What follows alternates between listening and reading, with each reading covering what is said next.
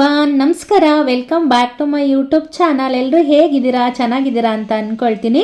ಹಾಗೆ ನಾನು ಸಹ ಚೆನ್ನಾಗಿದ್ದೀನಿ. ನನ್ನ ಮತ್ತೊಂದು ವ್ಲಾಗ್ಗೆ ಎಲ್ಲರಿಗೂ ಸಹ ಸ್ವಾಗತ. ಇವತ್ತಿನ ನನ್ನ ದಿನ ಹೇಗೆಲ್ಲ ಹೋಯಿತು, ಹಾಗೆ ಈ ಒಂದು ವಿಡಿಯೋದಲ್ಲಿ ನಾನು ಯಾವ ರೆಸಿಪೀಸನ್ನು ಶೇರ್ ಮಾಡ್ಕೊಂಡಿದ್ದೀನಿ ಅನ್ನೋದು ಗೊತ್ತಾಗಬೇಕಂತ ಹೇಳಿದ್ರೆ ದಯವಿಟ್ಟು ಎಲ್ಲರೂ ಕೊನೆ ತನಕ ವಿಡಿಯೋವನ್ನು ನೋಡಿ. ಹಾಗೆಯೇ ಯಾರೆಲ್ಲ ಸಬ್ಸ್ಕ್ರೈಬ್ ಮಾಡ್ದಿರಾ ವಿಡಿಯೋವನ್ನು ನೋಡ್ತಾ ಇದ್ದೀರಾ, ದಯವಿಟ್ಟು ಸಬ್ಸ್ಕ್ರೈಬ್ ಮಾಡಿಕೊಂಡು ವಿಡಿಯೋವನ್ನು ನೋಡಿ ಅಂತ ಕೇಳ್ಕೊಳ್ತಾ ಇದ್ದೀನಿ. ಮುರಿಂಗ ಟೀಯಿಂದ ಇವತ್ತಿನ ನನ್ನ ದಿನ ಶುರು ಆಗಿದೆ. ಹೇಗೂ ಊರಿಂದ ಬಂದ್ವಲ್ವಾ, ಊರಿಗೆ ಹೋಗ್ಬೇಕಾದ್ರೆ ತರಕಾರಿಗಳೆಲ್ಲ ಮುಗಿಸ್ಬಿಟ್ಟು ಹೋಗ್ಬಿಟ್ಟಿದ್ದೆ. ಹಾಗಾಗಿ ಫ್ರಿಡ್ಜ್ ಹೇಗೂ ಖಾಲಿ ಆಗಿತ್ತಲ್ವಾ, ಫ್ರಿಡ್ಜನ್ನು ಸಹ ಕ್ಲೀನ್ ಮಾಡ್ಕೊಳ್ಳೋಣ ಅಂತ ಹೇಳ್ಬಿಟ್ಟು ಎಲ್ಲವನ್ನು ಸಹ ತೆಗೆದುಬಿಟ್ಟು ತೊಳೆಯೋದಕ್ಕೆ ಇಟ್ಬಿಟ್ಟು ಅದನ್ನು ಶುರು ಮಾಡೋದಕ್ಕೆ ಮೊದಲೇ ಇಲ್ಲಿ ಬ್ರೇಕ್ಫಾಸ್ಟನ್ನು ಮಾಡಿಕೊಟ್ಬಿಡೋಣ. ಅದು ಮಾಡಿಕೊಟ್ರೆ ಅದಾದ ನಂತರ ನಾನು ಸ್ವಲ್ಪ ಮಧ್ಯಾಹ್ನದ ತನಕ ಟೈಮ್ ಇರುತ್ತಲ್ವ, ಹಾಗಾಗಿ ಅಡುಗೆ ಮಾಡ್ಕೋಬೋದು ಅಂತೇಳಿ ಇಲ್ಲಿ ಹೇಗೂ ಇವಾಗ ಸೀಸನ್ ಅಲ್ವಾ, ಹಲಸಿನ ಹಣ್ಣಿನ ಸೀಸನ್ನು, ಅದರದ್ದು ಒಂದು ಬೀಜಗಳನ್ನ ಯೂಸ್ ಮಾಡ್ಕೊಂಡು ಇಲ್ಲಿ ಟೊಮೊಟೊ ರೈಸನ್ನು ಮಾಡ್ಕೊಂಡಿದ್ದೀನಿ. ತುಂಬ ಚೆನ್ನಾಗಿರುತ್ತೆ. ರೆಸಿಪಿ ಏನಾದರೂ ಬೇಕಂತ ಅನಿಸಿದ್ರೆ ಜಸ್ಟ್ ಒಂದು ಕಮೆಂಟ್ ಮಾಡಿ ಶೇರ್ ಮಾಡ್ತೀನಿ.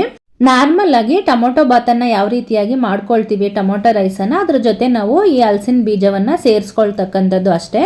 ಅದ್ರ ಜೊತೆಗೆ ಸ್ವಲ್ಪ ಚಟ್ನಿನೋ ಅಥವಾ ಈ ಕರ್ಡ್ ರಾಯ್ತ ಯಾವ್ದಾದ್ರು ಇದ್ದರೆ ತಿನ್ನೋದಕ್ಕಂತೂ ತುಂಬಾ ಚೆನ್ನಾಗಿರುತ್ತೆ. ಟಿಫನ್ ಎಲ್ಲ ಮುಗಿಸ್ಕೊಂಡು ಹೊರಗಡೆ ಎಲ್ಲನೂ ತೆಗೆದಿದ್ದೆ ಅಲ್ವ, ನಾನು ಫ್ರಿಜ್ದೆಲ್ಲ ತೆಗೆದುಬಿಟ್ಟು ತೊಳೆಯೋಕೆ ಹಾಕ್ಬಿಟ್ಟಿದ್ದೆ. ಸೊ ಅದೆಲ್ಲ ಸ್ವಲ್ಪ ಒಣಗಬೇಕಿತ್ತು. ಅದೆಲ್ಲ ಒಣಗೋ ಅಷ್ಟರಲ್ಲಿ ಫ್ರಿಜ್ಜನ್ನು ಸಹ ಇವಾಗ ನಾನು ಒರೆಸ್ಕೊಂಡು ಬಿಡೋಣ ಅಂತ ಹೇಳ್ಬಿಟ್ಟು ಒರೆಸ್ಕೊಳ್ತಾ ಇದ್ದೀನಿ. ಯಾವಾಗೆಲ್ಲ ಫ್ರಿಜ್ ಸ್ವಲ್ಪ ಖಾಲಿ ಇರುತ್ತೋ 15 ಡೇಸ್ ಅಥವಾ ಮಂತ್ಲಿ ಈ ರೀತಿ ಒಂದು ಟೈಮ್ ಏನು ಮಾಡ್ತೀನಿ, ಡೀಪ್ ಕ್ಲೀನನ್ನು ಮಾಡ್ಕೊಳ್ತೀನಿ. ಇಲ್ಲ ಅಂತ ಹೇಳಿದ್ರೆ ಫ್ರಿಜ್ ಏನಾಗುತ್ತೆ, ತುಂಬಾ ಸ್ಮೆಲ್ ಬರೋದಕ್ಕೆ ಶುರು ಆಗಿಬಿಡುತ್ತೆ. ಹಾಗಾಗಿ ಎಲ್ಲವನ್ನು ತೆಗೆದುಬಿಟ್ಟು ಅದನ್ನು ಕ್ಲೀನ್ ಮಾಡಿಕೊಂಡು ಮತ್ತೆ ಅದನ್ನೆಲ್ಲ ಏನು ಮಾಡ್ಕೊಳ್ತೀನಿ, ಜೋಡಿಸ್ಕೊಳ್ತೀನಿ. ಈ ಥರ ಡೀಪ್ ಕ್ಲೀನ್ ಏನಾದರೂ ಮಾಡುವಾಗ ಮಕ್ಕಳಿರುವಾಗ ಮಾಡಿಕೊಂಡ್ರೆ ಈ ಥರದ್ದು ಸ್ವಲ್ಪ ಸಣ್ಣ ಪುಟ್ಟದ ಕೆಲಸ ಎಲ್ಲನೂ ಸಹ ಏನು ಮಾಡ್ತಾ ಇರ್ತಾರೆ, ಮಾಡಿಕೊಡ್ತಾ ಇರ್ತಾರೆ. ಹೊರಗಡೆ ಎಲ್ಲ ತೊಳೆದಿಕ್ಕಿದ್ದೆ ಅಲ್ವಾ, ಅದನ್ನೆಲ್ಲ ಸಹ ಏನು ಮಾಡ್ತಾಯಿದ್ರು, ತಂದು ಕೊಡ್ತಾಯಿದ್ರು. ಅದನ್ನೆಲ್ಲ ಸಹ ಜೋಡಿಸ್ಬಿಟ್ಟು ತರಕಾರಿ ಸಹ ತಂದಿದ್ರು ಸಂತೋಷ್ ಅವರು, ಅದನ್ನು ಸಹ ಎಲ್ಲವನ್ನು ಕ್ಲೀನ್ ಮಾಡಿ ಎತ್ತಿಟ್ಬಿಡೋಣ ಅಂತ ಹೇಳ್ಬಿಟ್ಟು ಎತ್ತಿಡ್ತಾ ಇದ್ದೀನಿ. ಮೊದಲಿಗೆ ನಾನಿಲ್ಲಿ ತರಕಾರಿಯನ್ನು ನಾನು ನಾರ್ಮಲಾಗಿ ತೋರಿಸ್ತಾ ಇರ್ತೀನಿ, ನಾನು ತರಕಾರಿಯನ್ನು ಯಾವ ರೀತಿಯಾಗಿ ವಾಶ್ ಮಾಡ್ಕೊಳ್ತೀನಿ ಅಂತೇಳಿ. ಒಂದು ಟಬ್ಬಿಗೆ ಸ್ವಲ್ಪ ಉಪ್ಪು ಮತ್ತು ಸೋಡಾವನ್ನು ಹಾಕಿಬಿಟ್ಟು 1-2 ಅವರ್ಗಳ ಕಾಲ ಏನು ಮಾಡ್ತೀನಿ, ಅದನ್ನು ಹಾಗೆ ಬಿಟ್ಬಿಡ್ತೀನಿ. ಅದಾದ ನಂತರ ಏನು ಮಾಡ್ತೀನಿ, ಅದನ್ನು ನೀಟಾಗಿ ಒರೆಸ್ಕೊಂಡು ತೆಗೆದಿಕ್ತೀನಿ. ಇದು ಫಸ್ಟ್ ಆಲ್ರೆಡಿ ಅದನ್ನು ರೆಡಿ ಮಾಡಿದ್ದೆ, ಹಾಗಾಗಿ ಏನು ಮಾಡ್ತಾಯಿದ್ದೀನಿ, ನೀಟಾಗಿ ಅದನ್ನೆಲ್ಲ ಒರೆಸ್ಕೊಂಡು ದೊಡ್ಡದೇ ಆದ ತರಕಾರಿಗಳನ್ನು ಈ ರೀತಿಯಾದಂಥ ಟ್ರೇಗೆ ಹಾಕ್ಬಿಡ್ತೀನಿ. ಮತ್ತು ಸಣ್ಣದು ಬೇಗ ಜಾಸ್ತಿ ವಿಂಗಡಣೆ ಮಾಡಿ ಇಡಬೇಕು ಅಂತ ಇರುತ್ತಲ್ವ, ಡಿವೈಡ್ ಮಾಡಬೇಕಿರುತ್ತಲ್ವ, ಅದನ್ನೆಲ್ಲವನ್ನು ಸಹ ಈ ರೀತಿಯಾಗಿ ಮಾಡ್ಕೊಳ್ತೀನಿ. ಊರಿಂದ ಬರ್ತಾ ನುಗ್ಗೆಕಾಯಿ ಸಹ ಸಿಕ್ಕಿತ್ತು, ಅದನ್ನು ಸಹ ಎಲ್ಲವನ್ನು ಸಹ ನೀಟಾಗಿ ಜೋಡಿಸಿಟ್ಟಿದ್ದಾಯಿತು. ಮೊದಲು ಎಷ್ಟು ಖರಾಬಾಗಿ ಕಾಣಿಸ್ತಿತ್ತಲ್ವ, ಎಲ್ಲ ಸ್ವಲ್ಪ ಕ್ಲೀನ್ ಆದಮೇಲೆ ನೀಟಾಗಿ ಕಾಣಿಸ್ತಾ ಇದೆ. ಎಲ್ಲ ರೆಡಿ ಮಾಡಿಬಿಟ್ಟು ಏರ್ ಆಯಿಲ್ ಸಹ ಮಾಡಿಬಿಟ್ಟಿದ್ದೆ. ಹೇಗೋ ಆಮೇಲೆ ನಿಧಾನಕ್ಕೆ ಸ್ನಾನ ಮಾಡಿಕೊಂಡು ಪೂಜೆ ಮಾಡ್ಕೊಳ್ಳೋಣ, ಇದೆಲ್ಲ ಮುಗಿಸ್ಬಿಡೋಣ ಅಂತ ಹೇಳ್ಬಿಟ್ಟು ಇವಾಗ ಸ್ನಾನನೂ ಸಹ ಆಯಿತು. ಹಾಗಾಗಿ ಪೂಜೆ ಮಾಡ್ಕೊಳ್ಳೋಣ ಅಂತ ಹೇಳ್ಬಿಟ್ಟು ಬಂದಿದ್ದೀನಿ. ನಾನು ನೈವೇದ್ಯಕ್ಕೆ ಅಂತೇಳಿ ಸಪ್ರೇಟಾಗಿ ಏನೂ ಮಾಡಿ ಇಡೋದಿಲ್ಲ. ಮನೇಲಿ ಏನಿರುತ್ತೋ, ಫ್ರೂಟ್ಸ್ ಇರುತ್ತೋ ಅಥವಾ ಡ್ರೈ ಫ್ರೂಟ್ಸ್ ಇರುತ್ತೋ ಅಥವಾ ಆ ದಿನಕ್ಕೆ ಏನಾದರೂ ಸ್ವೀಟ್ಸನ್ನು ಮಾಡಿರ್ತೀನೋ ಅಥವಾ ಈ ಅಡುಗೆ ಸಮ್ಟೈಮ್ಸ್ ಅಡುಗೆಗಳನ್ನು ಮಾಡಿರ್ತೀನಲ್ವ, ಅದನ್ನೇ ಅಂದರೆ ನೈವೇದ್ಯ ಇಡ್ತಕ್ಕಂಥದ್ದೇ ದೇವ್ರಿಗೊಂದು ಕೃತಜ್ಞತೆ ಸಲ್ಲಿಸೋದಕ್ಕೆ ಅಂತ ಹೇಳ್ತಾರಲ್ವ. ಸೊ ಹಾಗಾಗಿ ಏನಿರುತ್ತೋ ಅದನ್ನೇ ಇಟ್ಟು ನೈವೇದ್ಯವನ್ನು ಮಾಡ್ಕೊಳ್ತೀನಿ. ಇಂಥದ್ದೇ ಇಡಬೇಕಂತೆಲ್ಲ ಏನೂ ಇಲ್ಲ, ಇದ್ದರೆ ಇಡ್ತೀನಿ. ಇಲ್ಲಾಂದರೆ ಅಟ್ಲೀಸ್ಟ್ ಒಂದು ಸ್ವಲ್ಪ ಹಾಲು ಅಥವಾ ಒಂದು ಸ್ವಲ್ಪ ಬೆಲ್ಲ ಏನಾದರೂ ಇರುತ್ತಲ್ವ, ಏನಾದರೂ ಸ್ವಲ್ಪ ಸ್ವೀಟನ್ನು ಇಟ್ಟು ನೈವೇದ್ಯವನ್ನು ಮುಗಿಸ್ಕೊಳ್ತೀನಿ ಅಷ್ಟೇ. ಪೂಜೆ ಎಲ್ಲ ಮುಗಿಸ್ಕೊಂಡು ಮಧ್ಯಾಹ್ನ ಅಡುಗೆ ಮಾಡಬೇಕಿತ್ತು. ಹೇಗೂ ಊರಿಂದ ನುಗ್ಗೆ ಸೊಪ್ಪನ್ನು ತಗೊಂಡು ಬಂದಿದ್ದೆ. ಹಾಗೆ ಹೆಸರು ಕಾಳು ಮೊಳಕೆ ಕಟ್ಟಿದಂಥ ಹೆಸರು ಕಾಳು ಸಹ ಇತ್ತು, ಅದನ್ನು ಯೂಸ್ ಮಾಡಿಕೊಂಡು ಉಪ್ಸಾರು ಮುದ್ದೆ ಮಾಡೋಣ ಅಂತ ಹೇಳ್ಬಿಟ್ಟು 1 ವೀಕಿಂದ ಇರಲಿಲ್ವಲ್ವ, ಹಾಗಾಗಿ ಸಂತೋಷ್ ಅವರು ಉಪ್ಸಾರು ಮುದ್ದೆ ತಿಂದು ತುಂಬ ದಿನ ಆಯ್ತು ಅಂತ ಅನಿಸ್ತೈತೆ ಅಂತ ಹೇಳಿದ್ರು. ಹಾಗಾಗಿ ಉಪ್ಸಾರು ಮುದ್ದೆನೇ ಮಾಡೋಣ ಅಂತ ಹೇಳ್ಬಿಟ್ಟು ಉಪ್ಸಾರು ಮುದ್ದೆ ಮಾಡೋದಕ್ಕೆ ರೆಡಿ ಮಾಡ್ಕೊಳ್ತಾ ಇದ್ದೀನಿ. ನಾನು ಲಾಸ್ಟ್ ಟೈಮ್ ಒಂದು ವಿಡಿಯೋದಲ್ಲಿ ಗ್ರೀನ್ ಚಟ್ನಿ ಅಂದರೆ ಗ್ರೀನ್ ಖಾರವನ್ನು ಯಾವ ರೀತಿಯಾಗಿ ನಾನು ಮಾಡ್ತೀನಿ ಅನ್ನೋದನ್ನು ನಿಮ್ಮ ಜೊತೆ ಶೇರ್ ಮಾಡ್ಕೊಂಡಿದ್ದೆ. ಹಾಗೆ ಈ ಒಂದು ವಿಡಿಯೋದಲ್ಲಿ ಈ ಉಪ್ಸಾಂಬಾರಿಗೆ ರೆಡ್ ಚಟ್ನಿಯನ್ನು, ರೆಡ್ ಖಾರವನ್ನು ಯಾವ ರೀತಿಯಾಗಿ ನಾನು ಮಾಡ್ಕೊಳ್ತೀನಿ ಅನ್ನೋದನ್ನು ಶೇರ್ ಮಾಡ್ಕೊಳ್ತಾ ಇದ್ದೀನಿ. ತುಂಬ ಚೆನ್ನಾಗಿರುತ್ತೆ. ನಾನು ಯಾವ ಸ್ಟೈಲಲ್ಲಿ ಮಾಡ್ಕೊಳ್ತೀನಿ ಅನ್ನೋದನ್ನು ನಿಮ್ಮ ಜೊತೆ ಶೇರ್ ಮಾಡ್ಕೊಳ್ತೀನಿ. ಮೊದಲಿಗೆ ಇಲ್ಲಿ ಉಪ್ಸಾಂಬಾರಿಗೆ ರೆಡಿಯಾಗಿ ಮಾಡೋದಕ್ಕೆ ಇಟ್ಬಿಟ್ಟು ಇನ್ನೊಂದು ಕಡೆ ನಾನು ಸ್ಟವ್ವಲ್ಲಿ ಖಾರಕ್ಕೆ ಬೇಕಾಗಿರ್ತಕ್ಕಂಥ ಮೆಣಸಿ ಹಣ್ಣನ್ನು ಹುರ್ಕೊಳ್ತಾ ಇದ್ದೀನಿ. ಸ್ವಲ್ಪ ನಾನು ಆಯಿಲನ್ನು ಸ್ಪ್ರೇ ಮಾಡ್ಕೊಳ್ತಾ ಇದ್ದೀನಿ. ತುಂಬ ಏನು ಬೇಕಾಗಲ್ಲ, ಘಾಟ್ ಬೇಡ ಅಂತೇಳಿ ಹುರ್ಕೊಳ್ಳೋದಕ್ಕೆ ಅಷ್ಟೇ. ಎಷ್ಟು ಬೇಕಾಗುತ್ತೋ ಒಂದು ಮುಷ್ಟಿಯಷ್ಟು ನಾನು ಇಲ್ಲಿ ತಗೊಂಡಿದ್ದೀನಿ. ಮತ್ತು ಇಲ್ಲಿ ಒಂದು 4 ಬೆಳ್ಳುಳ್ಳಿ ತಗೊಂಡಿದ್ದೀನಿ. ಹಾಗೆ ಸ್ವಲ್ಪ ಹುಣಸೆ ಹಣ್ಣು, ಕರಿಬೇವಿನ ಸೊಪ್ಪು, ಕೊತ್ತಂಬರಿ ಸೊಪ್ಪು, ಸ್ವಲ್ಪ ಜೀರಿಗೆ, ಹಾಗೆ ಒಂಚೂರು ಕೊಬ್ಬರಿಯನ್ನು ತಗೊಂಡಿದ್ದೀನಿ. ಇದೆಷ್ಟನ್ನು ಸಹ ಏನು ಮಾಡ್ತೀನಿ, ಇವಾಗ ಚೆನ್ನಾಗಿ ನುಣ್ಣಗೆ ರುಬ್ಕೊಂಡ್ರೆ ಆಯಿತು. ಮೆಣಸಿ ಹಣ್ಣು ಹುರಿದು ಸ್ವಲ್ಪ ಹೊತ್ತು ಬಿಟ್ಟಿರಬೇಕು, ಯಾಕಂದರೆ ಅದು ತಣ್ಣಗಾಗಿರಬೇಕು. ತಣ್ಣಗಾದ ನಂತರ ಅದನ್ನು ಸಹ ಮಿಕ್ಸಿ ಜಾರ್ಗೆ ಸೇರಿಸ್ಕೊಂಡು ಇವಾಗ ನಾನು ರೆಡಿ ಮಾಡಿ ಇಟ್ಕೊಂಡಿದ್ನಲ್ವ ಎಲ್ಲವನ್ನ ಸಹ ಅದ್ರ ಜೊತೆ ಸೇರಿಸ್ಕೊಳ್ತಾ ಇದ್ದೀನಿ. ಕೊನೆಯದಾಗಿ ಒಂದು ಸ್ವಲ್ಪ ಉಪ್ಪನ್ನು ಸೇರಿಸ್ಕೊಂಡ್ರೆ ಆಯಿತು. ಉಪ್ಪು, ಹುಳಿ, ಖಾರ ಇದು ಮೂರನ್ನು ಸಹ ನೀಟಾಗಿ ಚೆನ್ನಾಗಿ ಹಾಕ್ಕೊಂಡ್ರೆ ಚೆನ್ನಾಗಿರುತ್ತೆ. ತುಂಬ ಖಾರ ಮಾಡಿಕೊಂಡ್ರೂ ಚೆನ್ನಾಗಿರಲ್ಲ. ಹಾಗಾಗಿ ಮೂರನ್ನು ಸಹ ನೀಟಾಗಿ ಕರೆಕ್ಟಾಗಿ ಒಂದು ಮೆಜರ್ಮೆಂಟಲ್ಲಿ ಹಾಕ್ಕೊಂಡ್ರೆ ಚೆನ್ನಾಗಿರುತ್ತೆ.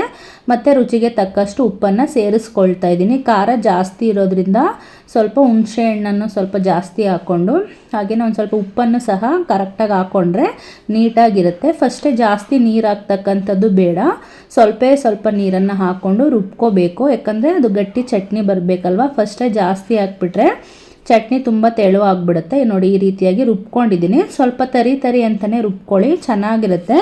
ಬೆಳ್ಳುಳ್ಳಿಯನ್ನು ಕೆಲವರು ಪೂರ್ತಿ ಬಿಡಿಸ್ಬಿಡ್ತಾರೆ. ಪೂರ್ತಿ ಬಿಡಿಸಿದ್ರೆ ಚೆನ್ನಾಗಿರಲ್ಲ. ಈ ರೀತಿ ಒಂದು ಏರ್ಟೈಟ್ ಕಂಟೈನರ್ಗೆ ಹಾಕಿಟ್ಕೊಂಡ್ರೆ ನಾವೇನಾದರೂ ರೊಟ್ಟಿ ಮಾಡಿದಾಗೆಲ್ಲ ಏನಾಗುತ್ತೆ, ಅದು ಚೆನ್ನಾಗಿರುತ್ತೆ ತಿನ್ನೋದಕ್ಕೆ. ತುಪ್ಪದ ಜೊತೆ ಅಥವಾ ಬೆಣ್ಣೆ ಜೊತೆ ರೊಟ್ಟಿ ಮಾಡಿದಾಗ, ಮಸಾಲೆ ರೊಟ್ಟಿಗಳು ಮಾಡಿದಾಗ ಅದಕ್ಕೇನು ಬೇರೆ ಸಾಂಬಾರುಗಳನ್ನು ಮಾಡ್ಕೊಳ್ತಕ್ಕಂಥ ಅವಶ್ಯಕತೆಯೇ ಇರಲ್ಲ. ಅದನ್ನು ರೆಡಿ ಮಾಡಿಬಿಟ್ಟು ಇವಾಗ ಒಗ್ಗರಣೆ ಸಹ ಸೊಪ್ಪಿನ ಒಗ್ಗರಣೆ ಮಾಡ್ಕೋಬೇಕಿತ್ತು. ಅದನ್ನು ಸಹ ಒಗ್ಗರಣೆಯನ್ನು ಮಾಡ್ಕೊಂಡು ಇವಾಗ ಊಟಕ್ಕೆ ಬಡಿಸ್ತಾ ಇದ್ದೀನಿ. ಬಿಸಿ ರಾಗಿ ಮುದ್ದೆ ಜೊತೆಗೆ ಸ್ವಲ್ಪ ಪಲ್ಯ. ಇವಾಗ ಏನೇನೋ ಬೇಕಲ್ವ, ಆ ಥರದ್ದು ಫ್ಯಾನ್ಸಿ ಡಯಟ್, ಈ ಥರದ್ದು ಫ್ಯಾನ್ಸಿ ಡಯಟ್, ಆ ಥರದ್ದು ಫ್ಯಾನ್ಸಿ ಊಟ ಅಂತೆಲ್ಲ ಹೇಳ್ತೀವಲ್ವ. ಈ ಊಟದ ಮುಂದೆ ಯಾವುದನ್ನು ಸಹ ಇರಲ್ಲ. ಕ್ವಾಂಟಿಟಿ ತಗೊಳ್ಳುವಾಗ ಸ್ವಲ್ಪ ರೈಸು ಮುದ್ದೆ ಏನು ತಗೊಳ್ತೀವೋ ಅದನ್ನು ಸ್ವಲ್ಪ ಕಡಿಮೆ ತಗೊಂಡ್ರೆ ಆಯಿತು. ನಾನು ಯಾವಾಗಲೂ ಸ್ವಲ್ಪ ಉಪ್ಪು ಸಾಂಬಾರನ್ನು ಮಾಡಬೇಕಾದ್ರೆ ಈ ರೀತಿಯಾಗಿ ಬದನೆಕಾಯಿನ ಬೇಯಿಸ್ಕೊಂಡಿರ್ತೀನಿ. ಕಾಳು ಬೇಯಿಸುವಾಗ ಜೊತೆನೇ ಹಾಕ್ಕೊಂಡು, ಯಾಕಂದರೆ ಕಲಿಸ್ಕೊಳ್ತೀವಲ್ವ ಆವಾಗ ತುಂಬ ಗಟ್ಟಿಗೆ ಬರುತ್ತೆ. ಆ ಥರ ಬಂದಾಗ ಟೇಸ್ಟ್ ಸಹ ತುಂಬ ಚೆನ್ನಾಗಿರುತ್ತೆ.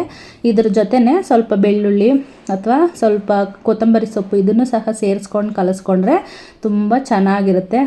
ಅನ್ನದಾತ ಸುಖಿ ಭವ ಅಂತಾರಲ್ಲ, ಹಾಗೆ ನಾನು ಮಿಕ್ಸಿ ಜಾರನ್ನು ತೊಳ್ಕೊಂಡು ಅಂತ ಹೇಳಿದ್ರೆ ಇದರೊಳಗಡೆ ಸ್ವಲ್ಪ ಉಪ್ಪು ಸಾಂಬಾರನ್ನು ಸೇರಿಸ್ಕೊಂಡು ಆ ನೀರನ್ನು ಸಹ, ಅದು ಹೇಗೂ ವೇಸ್ಟ್ ಆಗುತ್ತಲ್ವ, ಖಾರ ಸರಿಯಾಗಿ ಕೈಗೆ ಬರೋದಿಲ್ಲ.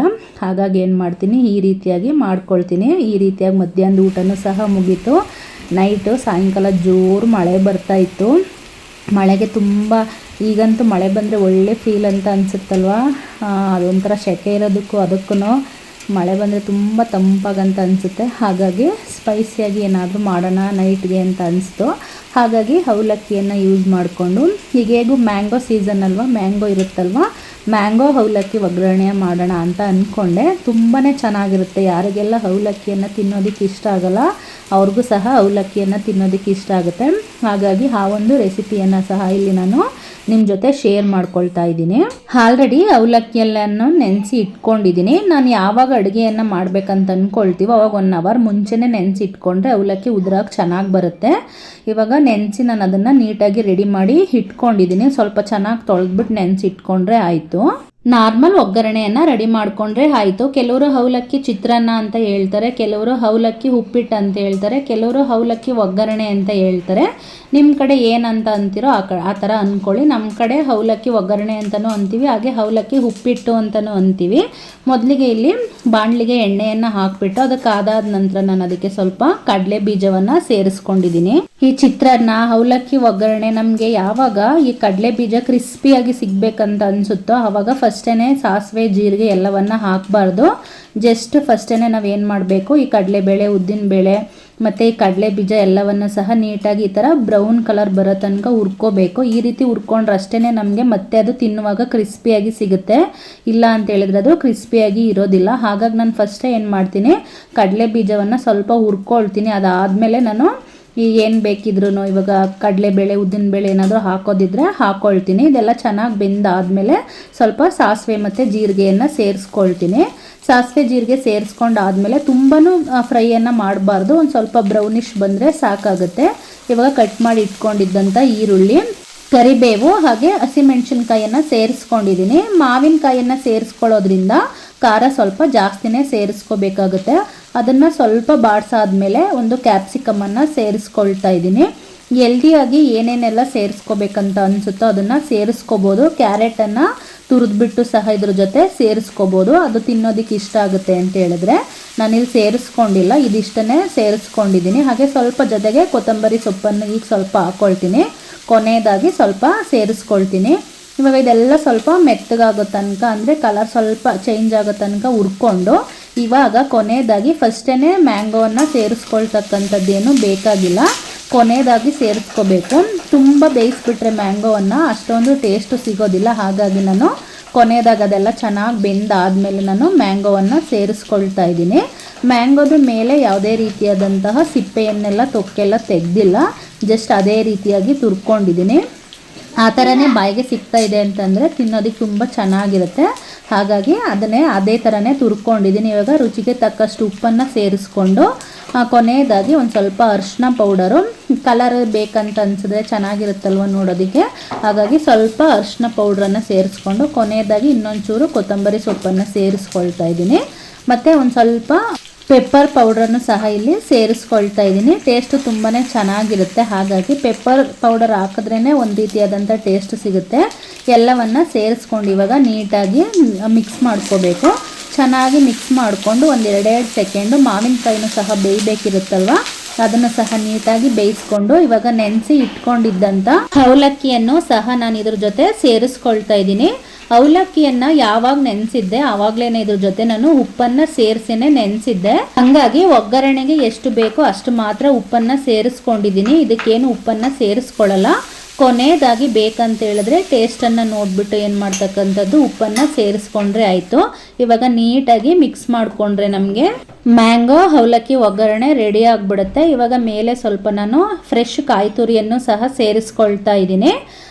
ಏರ್ಗೆಲ್ಲ ತುಂಬ ಒಳ್ಳೆಯದು ಅಂತ ಹೇಳ್ಬಿಟ್ಟು ಕಾಯಿ ತುರಿ ಇದ್ದರೆ ಕಾಯಿ ತುರಿಯನ್ನು ಸೇರಿಸ್ಕೊಳ್ಳಿ, ಇಲ್ಲ ಅಂತ ಹೇಳಿದ್ರೆ ಕೊಬ್ಬರಿ ತುರಿ ಇದ್ದರೆ ಅದನ್ನು ಸಹ ಸೇರಿಸ್ಕೊಂಡ್ರೆ ಚೆನ್ನಾಗಿರುತ್ತೆ. ಕೆಲವ್ರಿಗೆ ಕೊಬ್ಬರಿ ತುರಿ ತುಂಬ ಸ್ವೀಟು ತಿನ್ನೋದಕ್ಕೆ ಇಷ್ಟ ಆಗಲ್ಲ ಅಂತ ಅನಿಸುತ್ತಲ್ವ, ಆ ಥರ ಇಷ್ಟ ಆಗದಿರೋರಿಗೆ ಏನು ಬೇಡ, ಸ್ಕಿಪ್ ಮಾಡ್ಕೊಳ್ಳಿ. ಕಾಯಿ ತುರಿ ಕೊಬ್ಬರಿ ತುರಿ ಸೇರಿಸಿದ್ರೆ ಇಷ್ಟ ಆಗುತ್ತೆ ಅಂತನ್ನೋರು ಸೇರಿಸ್ಬಿಟ್ಟು ಚೆನ್ನಾಗಿ ಮಿಕ್ಸ್ ಮಾಡಿಕೊಂಡ್ರೆ ನೋಡಿ ಒಂಥರ ಉದುರಾಗಿ ತುಂಬ ಚೆನ್ನಾಗಿ ಟೇಸ್ಟಿಯಾಗಿ ಬೇಗನೆ ಒಂದು 10 ನಿಮಿಷಕ್ಕೆಲ್ಲ ರೆಡಿ ಆಗಿಬಿಡುತ್ತೆ. ಇದನ್ನೇನು ಜಾಸ್ತಿ ಟೈಮು ಸಹ ತಗೊಳ್ಳೋದಿಲ್ಲ ಅಲ್ವಾ. ರುಚಿಯಾಗಿ ಹೆಲ್ದಿಯಾಗಿ ಹಾಗೆ ಬೇಗನೆ ರೆಡಿ ಆಗ್ತಕ್ಕಂಥ ಅವಲಕ್ಕಿ ಹಾಗೆ ಮ್ಯಾಂಗೋವನ್ನು ಸೇರಿಸಿರ್ತಕ್ಕಂಥ ಮ್ಯಾಂಗೋ ಅವಲಕ್ಕಿ ಒಗ್ಗರಣೆ ರೆಡಿಯಾಗಿದೆ. ಟೇಸ್ಟ್ ಅಂತೂ ತುಂಬಾ ಚೆನ್ನಾಗಿ ಬಂದಿತ್ತು. ನೀವು ಒಂದು ಟೈಮ್ ಟ್ರೈ ಮಾಡಿ ಹೇಗೆ ಬಂದಿತ್ತು, ಹಾಗೆ ನಿಮಗೂ ಸಹ ಇದು ಇಷ್ಟ ಆಯಿತಾ ಅನ್ನೋದನ್ನು ಕಮೆಂಟ್ ಮಾಡಿ ತಿಳಿಸಿ. ಹೊರಗಡೆ ಮಳೆ ಬರ್ತಾ ಇರುವಾಗ ತುಂಬ ಚಳಿ ವೆದರ್ ಇರುತ್ತಲ್ವ, ಆ ಒಂದು ವೆದರಲ್ಲಿ ಈ ರೀತಿ ಬಿಸಿಯಾಗಿ ಅವಲಕ್ಕಿ ಒಗ್ಗರಣೆಯನ್ನು ತಿಂತಾ ಇದ್ದರೆ ಅದೊಂಥರ ಹುಳಿಯಾಗಿ ಮತ್ತು ಖಾರವಾಗೆಲ್ಲ ಇರುತ್ತಲ್ಲ, ತುಂಬಾ ಚೆನ್ನಾಗಂತ ಅನಿಸುತ್ತೆ. ನೀವು ಒಂದು ಟೈಮ್ ಟ್ರೈ ಮಾಡಿ ನೋಡಿ. ಇದಾಗಿತ್ತು ಇವತ್ತಿನ ನನ್ನ ಒಂದು ವಿಡಿಯೋ.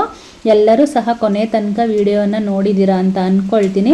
ಹಾಗೆ ಯಾರೆಲ್ಲ ಸಬ್ಸ್ಕ್ರೈಬ್ ಮಾಡ್ದಿರೋ ವಿಡಿಯೋವನ್ನು ನೋಡ್ತಾ ಇದ್ದೀರಾ, ದಯವಿಟ್ಟು ಸಬ್ಸ್ಕ್ರೈಬ್ ಮಾಡಿಕೊಂಡು ವಿಡಿಯೋವನ್ನು ನೋಡಿ ಸಪೋರ್ಟ್ ಮಾಡಿ ಅಂತ ಕೇಳ್ಕೊಳ್ತಾ ಈ ಒಂದು ವಿಡಿಯೋವನ್ನು ನಾನು ಇಲ್ಲಿಗೆ ಮುಗಿಸ್ತಾ ಇದ್ದೀನಿ. ಮತ್ತೊಂದು ವಿಡಿಯೋದಲ್ಲಿ ನಾನು ನಿಮಗೆ ಸಿಗ್ತೀನಿ ಅಂತ ಹೇಳ್ತಾ ಎಲ್ಲರಿಗೂ ಸಹ good night, have A nice day.